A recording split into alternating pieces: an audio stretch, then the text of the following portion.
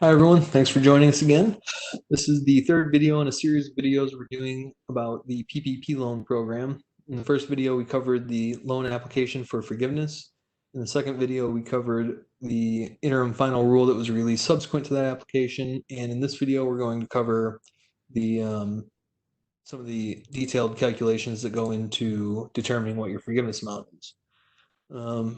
I'll preface this video by saying that things are changing often and rapidly with the forgiveness calculation for the PPP loan.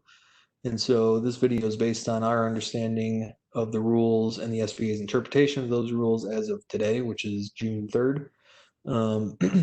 And so if those interpretations or rules change, then we will update you appropriately. But as I said, this is our understanding as of today. The other thing I'll say is that while I understand that you can use Excel to get at some of this data a lot more efficiently than you'll see me do in this video, I wanted to avoid this being an Excel tutorial and focus more on the loan forgiveness calculations themselves. And so feel free to, when you do this yourself, to use Excel in whatever manner you see fit, but I just wanted to focus more on the actual forgiveness calculation. And so let me share my screen here. So we're going to be dealing with three documents, the first of which is this payroll protection program loan application for forgiveness and detailed instructions. This is a set of instructions that I came up with based on the most logical order to complete this document in, which is basically the exact opposite of the order that the SBA put the document in. So if you remember from our first video, page 9 is table 1 and table 2 that really feed into page 6, which is PPP Schedule A, which then feeds page 3, which is the calculation form. And so in order to do this in a logical manner, you basically have to start at the end of the document and work your way backwards, which is what we'll be doing. And the other piece of other document, I should say, that we're going to be going over is the mock data set that I've come up with.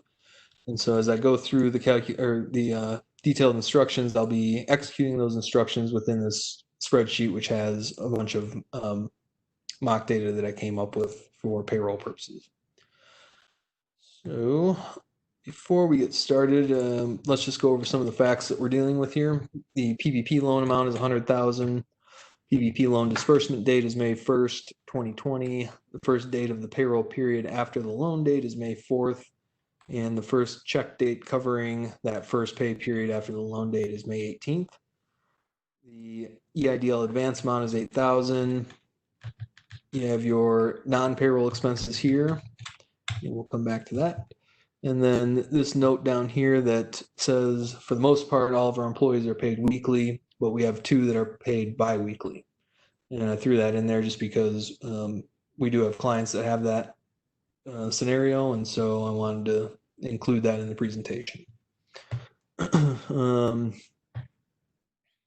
So let's jump to the instructions.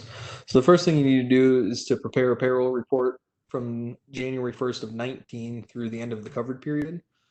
If you haven't reached the end of your covered period, you can run it, the report, through the most recent payroll you have, and then forecast out what the remaining payrolls for the covered period are going to be. I would recommend doing that just because it'll allow you to kind of see how the forgiveness is going to play out. And if you're going to end up with a large reduction in your forgiveness, you may be able to take some action to correct that before the end of the covered period. So the report should include the employee's name and social, number of hours worked for every pay period, total pay for every pay period, the payroll date, frequency, and then if you have employees that live outside of the US, you'll need the address, because only employees that live within the United States are eligible for forgiveness. If you use a third-party payroll processor, they either already have or will be developing, I would assume, a report that would get you this information. If you use our payroll system, you can run a payroll summary report for the time period and export that into Excel, and it'll have most of the information you need.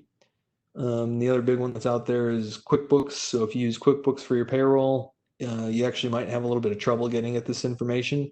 There's no one report that has all the information on it, and so you're going to end up compiling this information either from multiple reports within QuickBooks or multiple sources, or both. And so, jumping back to here, this is my mock data, and it's formatted as an export from our payroll system as a payroll summary report, and I just removed all of the information that is not pertinent. And so we're left with the date of the payroll, name, hours, and then total pay. And so the second step here is to determine what our covered period is, and if we're going to be using the alternative covered period or the regular covered period. If you're eligible to use the alternative, you'll probably want to do that just because it's going to make this easier to administer. And I covered what the covered period and alternative periods were in a prior video, but just to recap, the default covered period is 56 days, starting the day you receive your loan. The alternative covered period starts on the first day of the first payroll period following the receipt of the loan funds and goes for 56 days also. And the only reason that you'd want to use the alternative covered period is because it lines the covered period up with your pay cycle, which makes this whole thing easier. And so, as I mentioned a little bit ago, we are weekly and bi-weekly for this purpose, and so we would be eligible to use the alternative covered period, which we're going to do. And so our covered period was May 1st to June 25th. Our alternative covered period actually starts on May 4th, but since our payroll data uses check date, we need to alter our alternative payroll covered period for the purposes of pulling data to be the first check date that covers the covered alternative covered period. And so we're going to start on May 18th and go through July 12th. That way, when we pull our data from May 18th in here, it's going to be data for a paycheck that covers the first covered period payroll.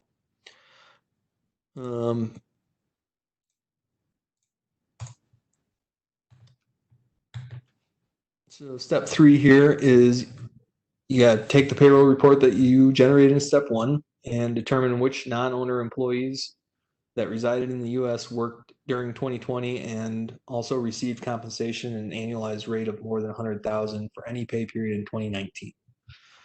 So what that means is we need to look, the first thing we need to do is determine who was paid at any point during 2020. So I'm going to filter my list for all pay periods during 2020. And I'm going to copy all of the names on that list and come back to my work paper here and just paste the names in here. And then I'm going to use Excel to remove duplicates. And so we're left with the 8 employees that were paid during 2020 so far. And I'm just going to paste them into here. So the next step then is to look through each of the 2019 payrolls on your employee payroll list and compare the amount that they received to the amounts in this table. The amounts in this table represent, if they were annualized, they would be $100,000. So 1923 every week annualized would be 100,000. And what we need to do is compare the amounts in the payroll for 2019. So I'm going to change my filter now to just 2019. And I'm going to look at each employee individually. And so you'll see the first employee is number 3 here. And here we have number 1. And so number 1 and number 2 were not paid in 2019. And what that means is that they are going to be considered a covered employee. And so the purpose of this exercise is to create 2 different lists. One that is of covered employees, meaning you never made more than an annualized amount of 100,000 in 2019. and then non-covered employees, which are people that did have a pay period that would, when annualized, be more than 100,000. And so if you were not paid in 2019, you would be a covered employee. So I'm going to leave them there. And so starting with employee 3, again, this is where you may use a formula to get at some of this data, but I'm just going to look through the data just to see where we're at. And so the most this person was paid for any pay period in 2019 was $501. That does not exceed the 1923, and so they're going to remain in the covered list.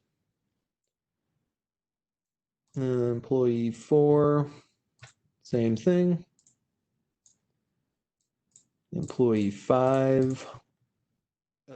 Now, employee 5 was one of the biweekly employees, and so we have to look to the biweekly amount and compare the amount that they made to $3,846.16.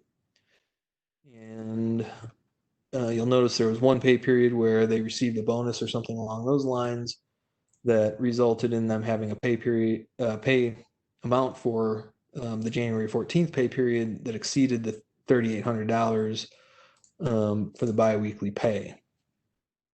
What that means is that they are a non-covered employee, and so I'm gonna take them and drop them down here.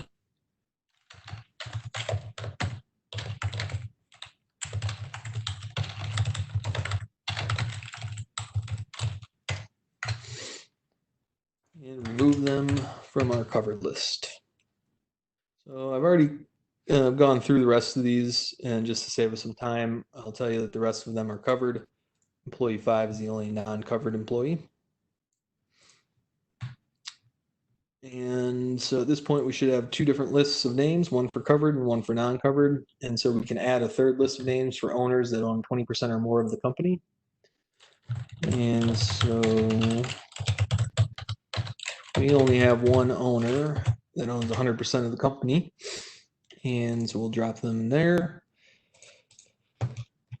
So the next step here is that for each employee in the 3 lists, we're going to total the gross pay during the covered period and cap it at $15,385. And the way we're going to do that is just come to our payroll data, clear our filter, and filter for the covered period, which goes from May 18th to July 12th. And so I'll include that 13th that covers the July 12th period. And we're going to look at employee 1 and total their pay. So $1,408, and we'll just drop that in there. Do the same thing for employee 2, $2,456.16. So you kind of get the idea there. Again, I've gone through this process already. And so just to save time, I'll just copy these in here.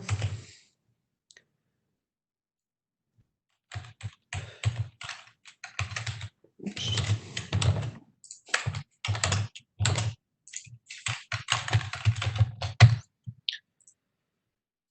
And then owner 1 was paid $15,385. So that was the max.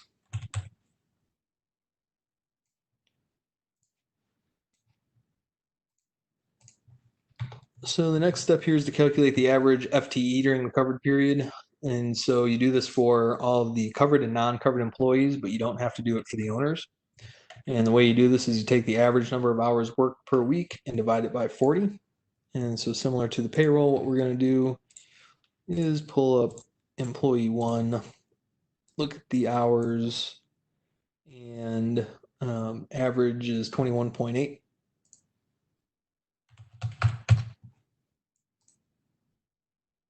Employee 2, 21.75. And you'll notice that I'm pulling the hours here, so we actually have to take these and divide them by 40. And that ends up being your FTE. And so I've done that already for everybody here. So I'm just going to drop those in.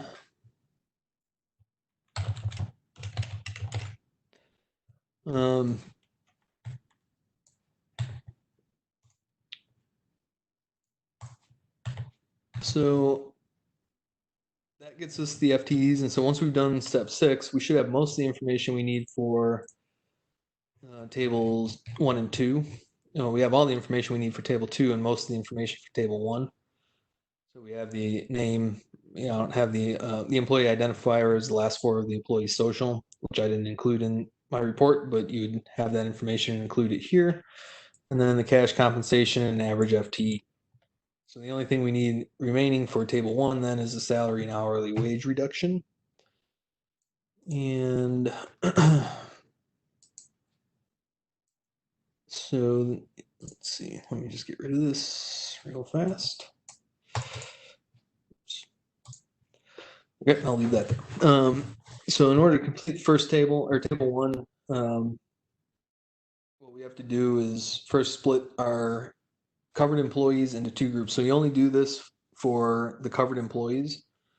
Non-covered employees will not have a wage reduction no matter what happened with their pay. And so we're only dealing with the covered employees, and so we need to split them into salary and hourly employees.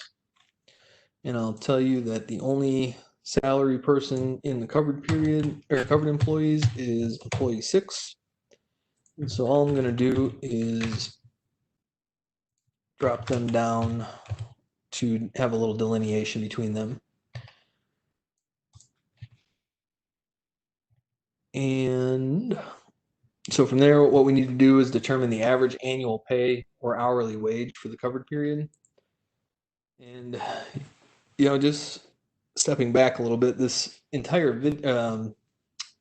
application for forgiveness, they make it seem like it's so straightforward, just calculate the average FTE, the average pay, do a few calculations here and there, and voila, you have your forgiveness amount. But the reality of it is there's a lot of intricacies to it that cause some difficulty. And so where we're going to see some of those starting out is doing the calculation of this average annual pay or hourly wage. And so to do that, what we're going to do is take, first of all, we're dealing with our covered period. And so we want, May.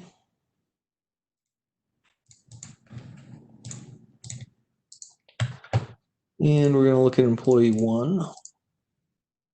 And so if, we already calculated the amount of pay for their covered period, that's 1408. And so then we need to look at the hours, which is 196.25. And so we're just going to take 1408 divided by 196.25. And so then your average pay for the period is 717. Let's ignore the fact that that's less than the minimum wage, just for demonstration purposes anyway. So again, I've done these calculations already, and so I'm not gonna go through them all again. I'll just drop them in here.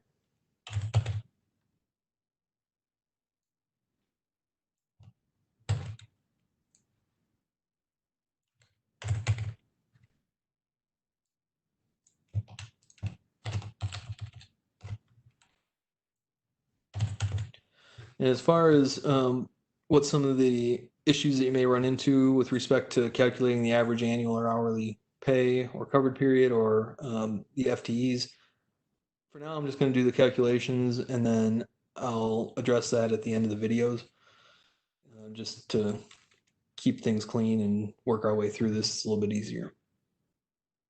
So the next step then is to determine the average pay for the first quarter of 2020. And so again, we do the same thing. We're going to clear our filter, look at just the first quarter of 2020, and then just look at employee 1.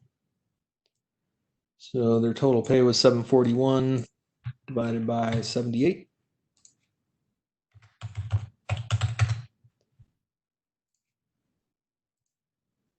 employee 2, 40150 divided by 3650.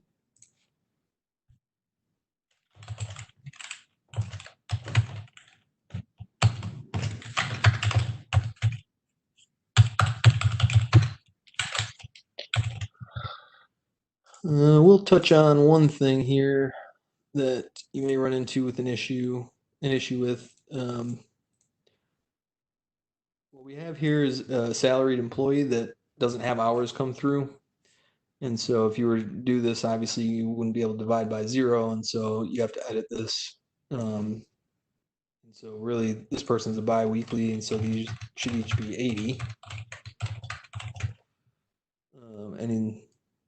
So then you take the 480 as your denominator to get your average pay. So again, I've already done all these. Let's see where I left off. So employee 3.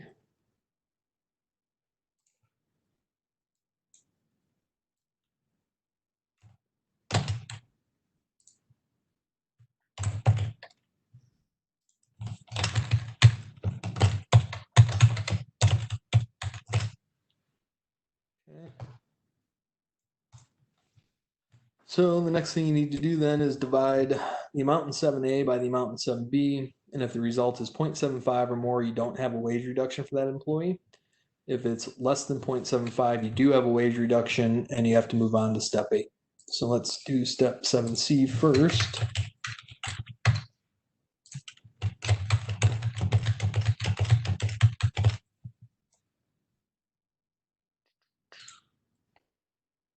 And you know what I'm going to do, just for argument sake and demonstration purposes, I'm actually going to change employee 1 here to have a reduction of more than 65%.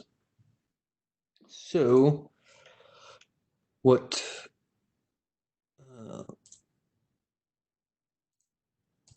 we need to do then is look to see who out of this list had a reduction of 25% or more, meaning this result is 75% or less. And so those would be the ones we're dealing with. And so for those people, we need to move on to step 8A. And so this is where we determine whether or not the safe harbor was met with respect to the reduction in wages. And the first step in doing that is to determine the annual salary or hourly pay as of February 15th. And for my purposes, I've done that already.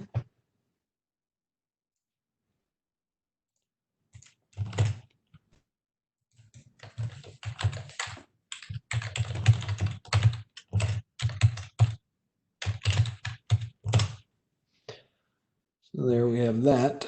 And so you move on to step 8B, calculate the average hourly pay or annual salary between February 15th, 2020 and April 26th, 2020. Again, same thing. We would just come through here and filter our report.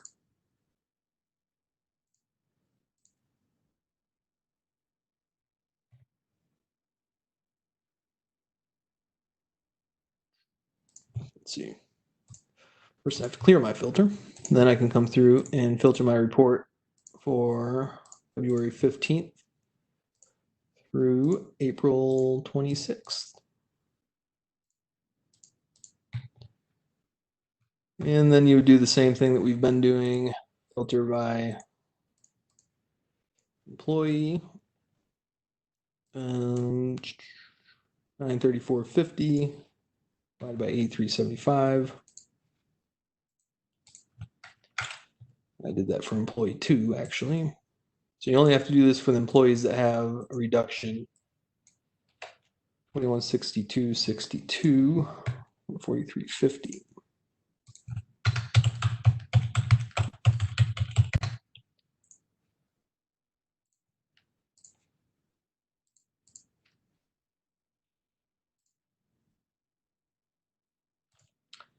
And so I've already done this, so 950, 11, and 1150.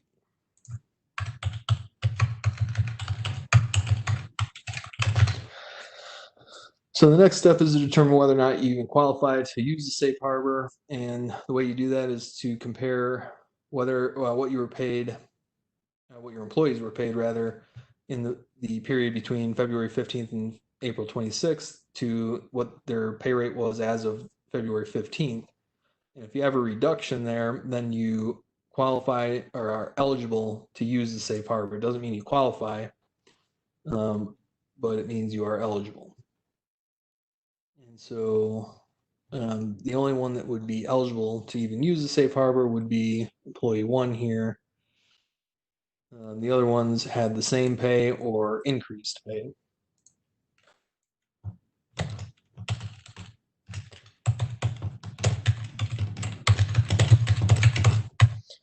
And then what the safe harbor is you take a look at, I guess we can jump back to the instructions.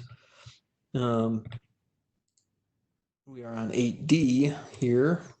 And so we need to see if 8B is less than 8A, which is what we just did. You would enter the hourly pay as of June 30th or annual pay. And again, you'd use a projection if we obviously haven't reached June 30th yet. But what they're trying to do is figure out, if you restored the employee's pay by 6/30, then you've met the safe harbor and you don't have a wage reduction. And so for our purposes here, the only person, like I said, that's allowed is employee one.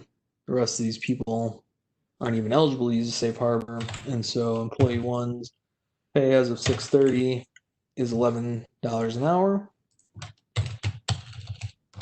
And so did they meet the safe harbor? The answer is yes, because their pay was restored on June 30th or by June 30th to what it was as of February 15th. So that means they met the safe harbor and they don't have to do the calculation for the reduction in wage or reduction in forgiveness due to reduction in wages. These other ones that did have reduction in wages, we do have to calculate what the reduction actually is.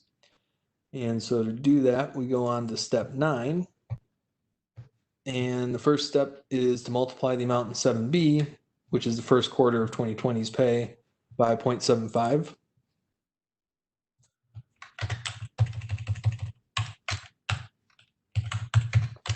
Actually, don't have to do it for that person. So these are the amounts we're dealing with.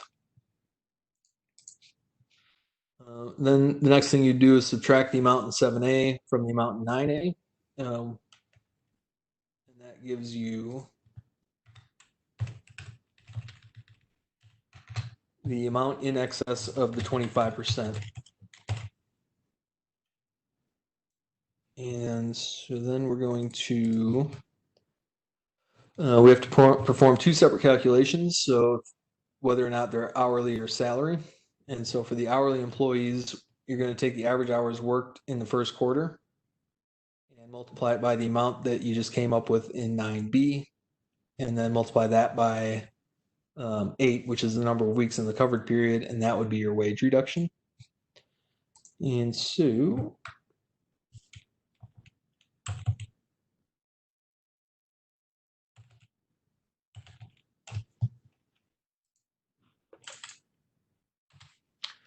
let's see, I guess I skipped over a step here. That in 9C, we have to calculate what the hourly, the number of hours worked in Q1 of 2020 is. And so for both, well, let's just go through that.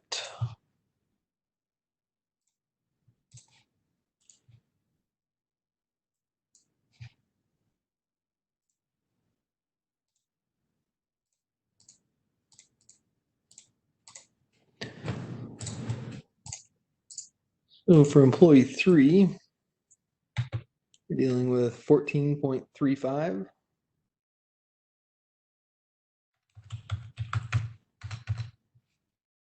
Employee 7,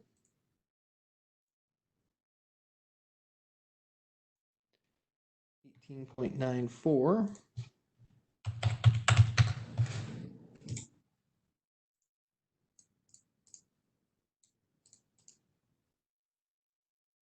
16.62. 6.3. So then step 9C3 is, I'm sorry, 9C2 is to multiply that by the amount in 9B and then multiply that by 8.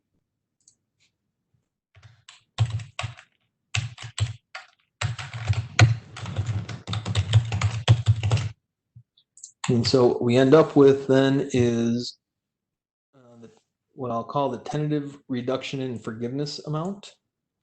And the reason I say it's tentative is because if you remember in the IFR video that we did, part of the interim final rule was to say that borrowers would not be doubly penalized for the salary reduction and an FTE reduction. And so as we were going through this, it became very unclear as to how to administer that for a number of reasons, which I'll address those at the end of the video, but